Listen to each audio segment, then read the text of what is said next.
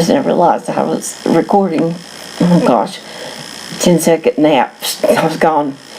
I've just been watching Dr. Drew on HLN, and tonight's show was about sex and the age-old problem of men and women being different and stuff like that.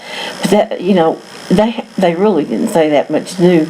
They were kind of talking about pornography and stuff, which I don't approve of. But one thing that they did say something about, there's a lot of people making weird videos and putting them on YouTube, and one of the things that they said was that there are some men that are interested in younger women, but there's some men that are younger that are interested in older women. I just think that's wonderful. But don't call me. Don't me. I've been married 3 times, 2 times to the same man. So, no. I'll just live in my little self-centered world and try to be as happy as I can. But being an older person, and like I said, there's not that many older people on YouTube right now. I have a lot of time to just think about things. Used to when I was young, I was busy keeping a house, having a full-time job. I was a nurse. And we adopted a little girl. She came to live with us when she was 9. And so now she's in her mid-30s, and she's got 3 wonderful children. So I claim them as my grandchildren. And because I never could have children. And that's the strangest thing. I'm the oldest of 7 children. 7. Yes, I said 7. 7 of us, by the same mother and the same dad. And I always just thought that I was going to have children, because every time Mother would have a baby and bring them home, it was so much fun. I didn't know anything about sibling rivalry. Nothing, not back when I was growing up. It was kind of fun to have a baby around.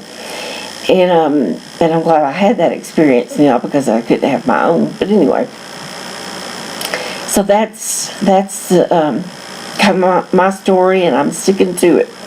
Another thing, though, let me tell you some of the things that I think about, and it's just so strange. And I can sit and think about it, and I can start laughing and laugh so hard. Oh, there's a video on YouTube, and it's about this guy. He sounds like he's got an Australian accent, but it's about a cat. These cats coming around, and pardon my word, but I'm quoting him now. These cats come around and piss all over his doors, on his tires, on the tires on his car, and stuff like that. So look at that video; it is so funny. If I can, I'll get the web address and maybe put it on this video site so y'all can go to it. It is so cute. I laughed so hard I was crying. I mean, really, and I love to laugh. I just absolutely love to laugh. But it takes a lot to really, maybe I've got a warped sense of humor, but stuff like this guy on this video just absolutely cracks me up. But, back to thinking. Sometimes I do think. And some of the things that I thought about are, things that you see on TV about celebrities and stuff like that. And I've always loved following the celebrities, because I love movies and stuff like that. And I like to watch the life that they live, and I like to see them sharing their lives, with us, and letting us see their children and maybe their homes and what they do on a daily basis, or where they go on vacations and what their lifestyle's like. I think it's so wonderful, and I hope they realize how blessed they are, and that they don't ever take it for granted. And I'm the type that I don't want anybody, if they're wealthy and they've earned it, and and they're talented, I don't want anything to ever happen to them so that they ever lose their money or stuff like that. I want them to always be, on top of things. And I hated it when Michael Jackson was losing Neverland, because that was his own creation, and it was like, I don't know, I don't understand how people can have millions of dollars and then just go broke, but no, I could probably do that. I could probably spend $1 million in one day, no problem. Excuse me. Oh, I thought I had some Coke left, but I guess I don't. Okay. Here's one of the strangest things that I've ever thought about, and just think about it for a minute. Okay, you remember, you know, Lisa Kudrow, that was on Friends. Now, I watched that maybe once or twice. It just didn't appeal to me. I was too old, but I'm sure when I was in my 30s, I loved watching the show called 30-something. I don't know if they ever have reruns of that or anything, but it was such a good show. I loved it.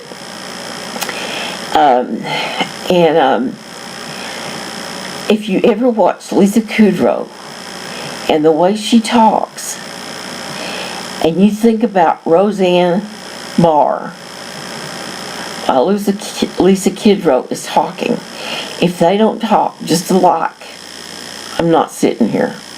They do. They talk just like, there's something about a closed mouth. I can't do it, but just think about it. Next time you see Lisa Kudrow talking or Roseanne talking, they just sound so much alike. That's one thing. Okay, another thing that I've thought about is when Nicole Kidman and Tom Cruise were married to each other, they didn't have any children. I mean, I always kind of heard it roundabout that she couldn't get pregnant. Then all of a sudden, she marries Keith, and Tom marries, what's her name, Kate? And they have this beautiful girl. Of course, Tom and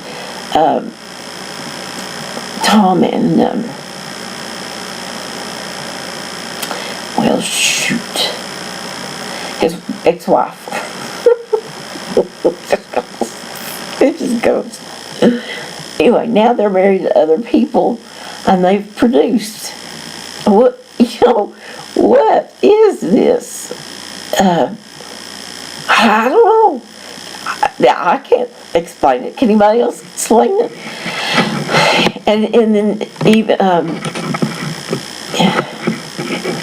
I always trouble remembering that child's name. Tom Cruise's ex-wife. I love her to death. What kid? Nicole Kidman. Thank you, Nicole Kidman. She had a child by Keith, little girl, and they wanted another one, so they got a surrogate mother to carry their child, because she didn't want to go through pregnancy again. I think, from just what I've seen, I think she had some postpartum depression. But anyway, oh gosh, if I could have had a child, there's no way I'd have been depressed after I delivered it. I'd be showing everybody what I made. Look at this child, look at this child. Isn't this wonderful? It's a miracle. But anyway, that's just something else I think about. Tom Cruise and Nicole Kidman and their reproduction, and they did adopt 2 children, and that's good.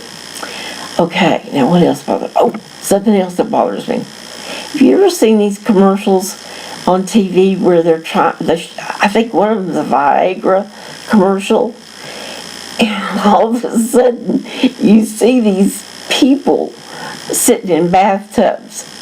They're sitting in bathtubs in the woods or at the seashore.